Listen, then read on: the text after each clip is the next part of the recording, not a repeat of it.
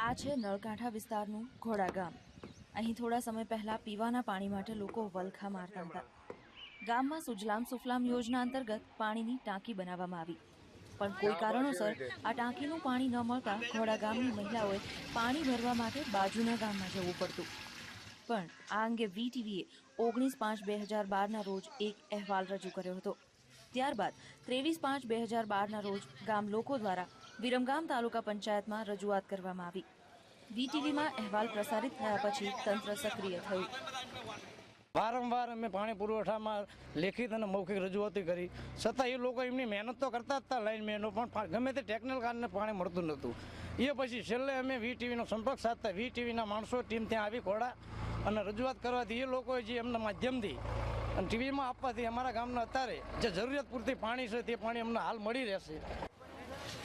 આ ગામમાં નર્મદાની પાઇપલાઇનમાંથી પાણી આપવામાં આવતું હતું, પરંતુ આ પાઇપલાઇનમાં પણ ભંગાણ હોવાનું તંત્રએ જણાવ્યું।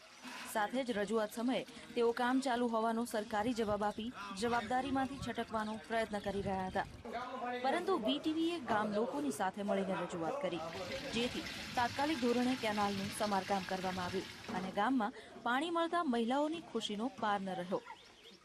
ગામમાં 3 મહિનાથી પાણી નહોતું આવતું, હવે આવે છે। વીટીવી વાળાનો આભાર। શબ્દમાં રજૂઆત કરતા એમના માણસોએ સાર સંભાળ લીધી, પણ તેમ છતાં પાણી તો મળતું હતું નહીં, ધીમી ગતિએ થોડું કોઈ ટાઈમ આવતું હતું। એ સિવાય પછી અમે વીટીવી પત્રકારમાં અમે જાણ કરતા, તેઓએ આ અહેવાલને પ્રસિદ્ધ કરવા આગળ વિરમગામ, અમદાવાદ, આખા ગુજરાતમાં અહેવાલ પ્રસિદ્ધ કર્યો અને જેના હિસાબે તંત્રને થોડી જાગૃત થતાં પાણી અત્યારે હાલ પૂરતું ગામ લોકોને મળી રહે છે। એ બદલ વીટીવી પત્રકારનો અમે આભાર માનીએ છીએ।